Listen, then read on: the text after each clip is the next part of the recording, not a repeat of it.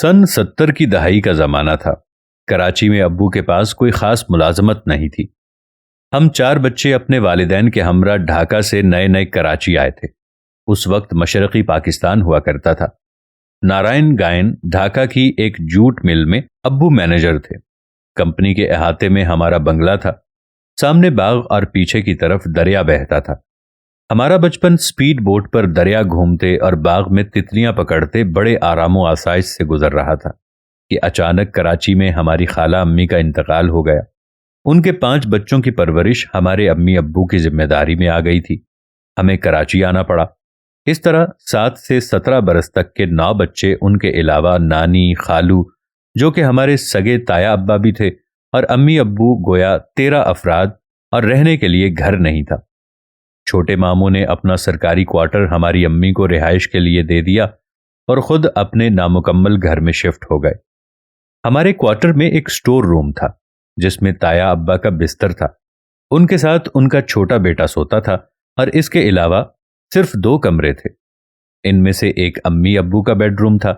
اسی کمرے میں میرے 2 چھوٹے بہن بھائی کا ایک بیڈ بھی تھا، اور دوسرا کمرہ ایک بیٹھک تھی، یعنی ڈرائنگ روم، جس میں ایک صوفہ سیٹ جس پر رات کے وقت مجھ سے بڑا خالہ زاد بھائی سوتا تھا، اور ایک سیٹی جس پر بھائی خالہ زاد سوتے تھے۔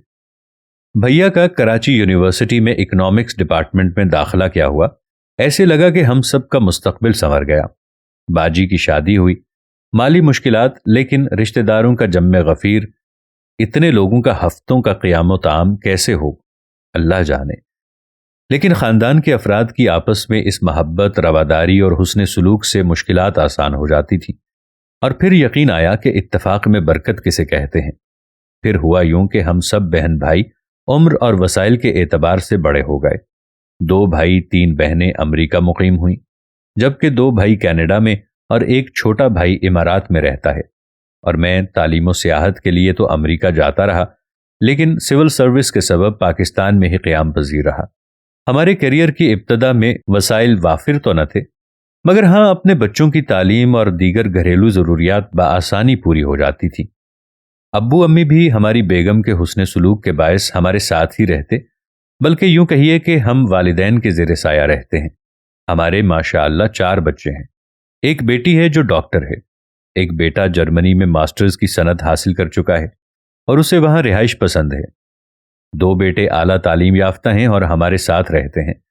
والدین کی دعاؤں کی برکت سے زندگی محبت اور عافیت سے گزر رہی تھی، لیکن پھر ہوا یوں کہ بچے پروفیشنل ہو گئے اور ہمیں بھی ترقیاں ملتی گئیں۔ اس طرح ہمارا سٹیٹس مراد یافتہ ہو گیا۔ رہائش مڈل کلاس آبادی سے پوش سوسائٹی میں شفٹ ہو گئی۔ الحمدللہ گھر بہت بڑا ہو گیا۔ افراد سے 2 گنا بیڈ رومز ہیں اور 6 واش رومز ہیں۔ ہماری بیگم صاحبہ یوں تو تہجد گزار 5 وقتہ نمازی ہیں، عاشور کا نفل روزہ تک نہیں چھوڑتی۔ ہمارا 3 دہائی کا محبت بھرا ساتھ ہے، لیکن ہماری معاشی بہتری، بچوں کی اچھی ملازمتیں اور معیاری طرز رہائش کے ساتھ ہی ان کی سوشل ایکٹیویٹی بڑھ گئی۔ بہن بھائیوں اور اپنی امی سے ملنے تنہا امریکہ آنا جانا، اور پھر اسمارٹ فون کا حد سے زیادہ استعمال، جس نے ان کی گھریلو سوچ اور پرانے اقدار پر ضرب لگا دی۔ رفتہ رفتہ بیگم اور بچے لاشعوری طور پر جدیدیت سے متاثر ہونے لگے اور گھر کا ماحول تبدیل ہوتا گیا۔ بیگم کے بارے میں کہنا بے جا نہ ہوگا کہ وہ ہم سفر تو ہیں، مگر ان سے ہم نوائی نہ تھی۔ کہاں ایک وقت تھا کہ ہم دونوں ایک جان 2 قالب تھے، زندگی کے تمام معاملات مشترکہ تھے، لیکن پھر ہمارے درمیان دولت کی کثرت اور موبائل فون آ گیا اور معاملات ذاتی ہو گئے۔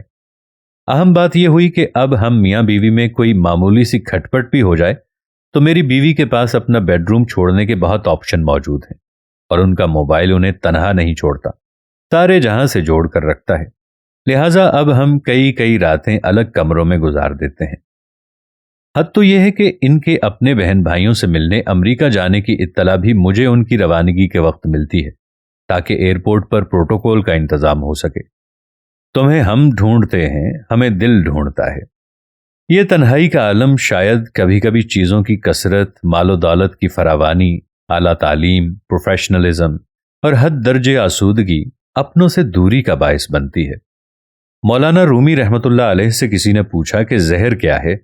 جواب دیا، ہر وہ چیز جو تمہاری ضرورت سے زیادہ ہو وہ زہر ہوتی ہے۔